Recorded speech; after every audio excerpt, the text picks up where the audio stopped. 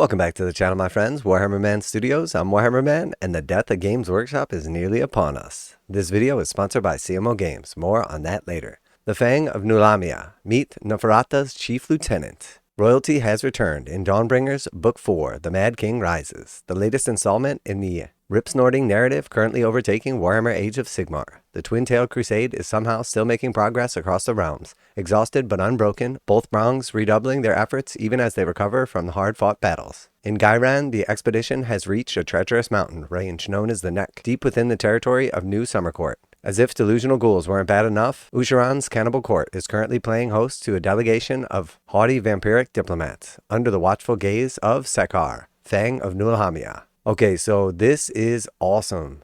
I mean, this is absolutely insane. Death is getting so much love right now, and I'm not gonna lie, I am really excited. The new Flesh Eater Courts models are absolutely amazing. I cannot wait for the Mad King. I think that's maybe one of my favorite models ever, at least like of recent history. Full on as cool as like a Primarch for 40k.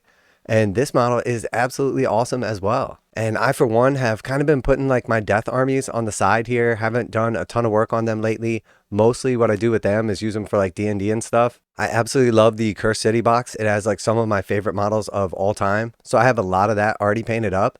And when like these new characters and stuff come out, it really hypes me up to just get in there and grind out some more of those. Very, very cool looking model. Absolutely love it. She's like awkwardly slender with like the snake charming going on. Very dynamic pose. Just really a big fan of this.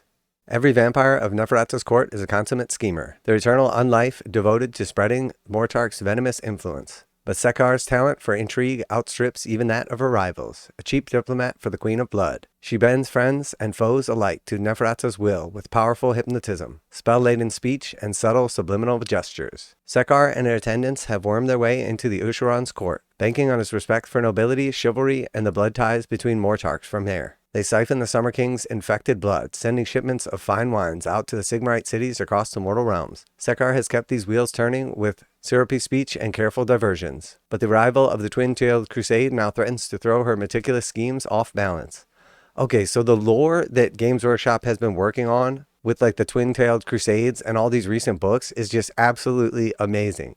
I am loving this. So she's basically got like a scheme where she is siphoning off the Mad King's blood and then sending it out to like the various cities of Sigmar, no doubt to like hidden vampires and undead. I mean, you just gotta absolutely love it. And as I've been like finally thumbing through the new Flesh Eater Courts book and everything, the art is absolutely beautiful. Like half of it is the ghouly like undead that we're like familiar with the Flesh Eater Courts, and the other half is like this proper like noble like kings. Absolutely amazing. The models are just on the next level. The lore is absolutely awesome. So many great heroes have come out of the twin-tailed crusades already. I mean, Trug is like probably one of my favorites ever.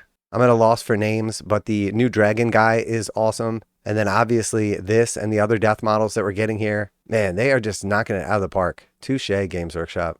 Like all vampires, Sekhar is swift, deadly, and commands deathly magic with ease, skills that are supplemented by her terrifying serpentine familiar. Obroth was once a mighty god serpent, known amongst the underworlds as the Time Swallower. Sekhar infiltrated and slowly undermined his priesthood, until Nagash could destroy his scaled rival. A lowly avatar was all that remained, which the god of undeath bequeathed to Sekhar as a gift for her service, and so that she could use her talents to keep Oathborn placated. The pair work in tandem on the battlefield, their serpentine agility causing incoming attacks to miss unless the hit roll is an unmodified 5 or 6. Wow, very good. Serpentine agility attacks that target this unit only score a hit on an unmodified roll of 5 or 6. So literally right off the bat, just 33% chance that you're ever going to be able to hit her. Though allowing the ever-hungry husk of Oathborn to sate itself on souls is a risky deed, Sekhar recognizes the power it offers. Once per battle, she can unleash the Time Swallower Maw, dealing mortal wounds to enemy units within 6 inches, but sacrificing serpentine agility for the rest of the battle. Okay, that is absolutely awesome. The Time Swallower's Maw. Once per battle at the start of the combat phase, you can say that Oathborn will use the Time Swallower's Maw. If you do so, roll 2d6. Each enemy unit within 6 inches of this unit, whose move characteristic is lower than the roll, suffers a number of mortal wounds equal to the difference between the move characteristic and the roll. If this unit uses this ability, it does not benefit from the Serpentine Agility ability for the rest of the battle. Okay, so it's not that great. So for like low move stuff, like move 4 or move 5 stuff, on average you're going to roll a 7, so you're going to do like 2 or 3 mortal wounds to them. Now, let's just say you go crazy and you roll like a 12, and their move is only like 5.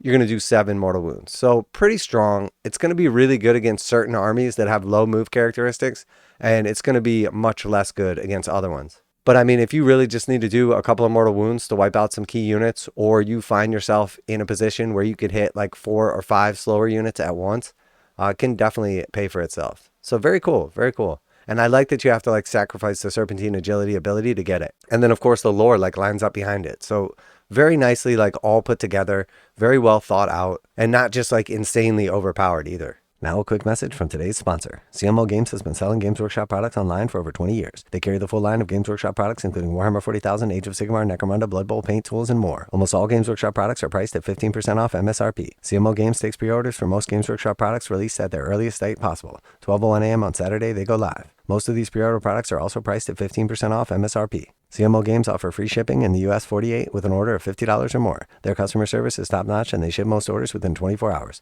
Visit CMOGames.com using the affiliate link in the description and let them know that you heard about CMO Games from Warhammer Man. Now back to the video. The first place Sekhar will be available is the Fangs of the Blood Queen box, which contains Sekhar, 3 Fellbats, and 10 Dire Wolves. Rules for the Fang of Nulahmia will be available as a free download on Warhammer Community. You'll also find her in Dawnbringers Book 4, The Mad King Rises, alongside an army of renown specifically designed to cabals of vampiric agents and their beloved pets. Okay, so pretty cool. Obviously, she is awesome and definitely a new model, so a lot of hype there. Dire Wolves are always nice. You can never have too many of them.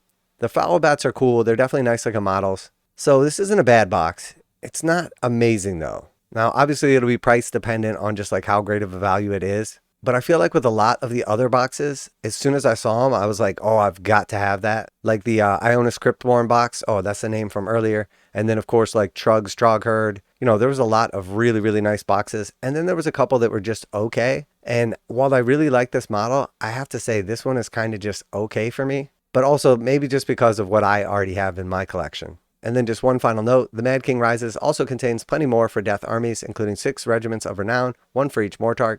Check back in the new year for more coverage. Okay, so no idea on dates or anything like that, and obviously no idea on prices. And while we're here, let's go ahead and talk about why Games Workshop needs to bring back the mausoleum stuff. This is some of my favorite terrain of all time. The new Warcry box had like some very similarly designed stuff that's actually like pretty nice. But let's be real, Games Workshop needs to do at least a made-to-order run or bring back the mausoleums. So yeah, very cool. The actual box set is pretty cool. I mean, depending on what's in your collection already, obviously. So very, very cool model. Definitely a big fan. The new box set coming will obviously how awesome it is will kind of depend on the price of not just her, but like the actual box itself and how much savings there is. I do love this model. I'm absolutely loving all of the stuff that Death has been getting lately.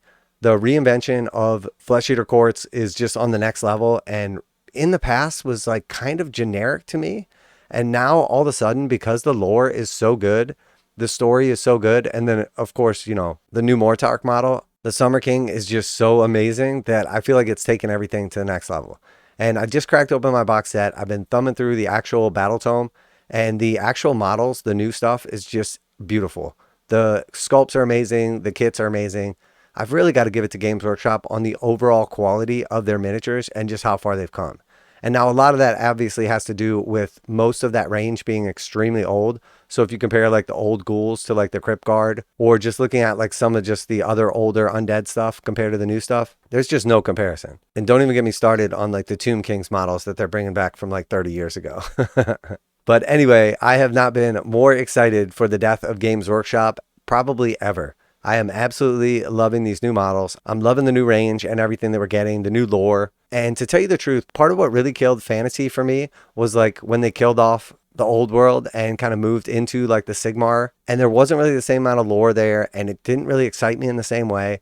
But to tell you the truth, this edition of Age of Sigmar and the development of all the different battle tomes, a bunch of like getting fleshed out like ranges, new characters, and just all the background has just taken it to the next level for me. And I feel like all the stuff that was missing for Sigmar initially has been not only fleshed out to where now it's adequate, but to where for a lot of it, it's even better than fantasy for me. So very, very cool. Let me know if you're excited for this, if you're thinking about picking up a Death army or expanding the ones you already have. Always like to hear back from you guys in the comments. As always, special thanks to CMO Games for sponsoring the video. Check out the link in the description to save 15% on Games Workshop products. That's it for today. Warhammer Man Studios, I'm Warhammer Man. And at first glance, I thought this was part of Daughters of Cain. And I'm out of here.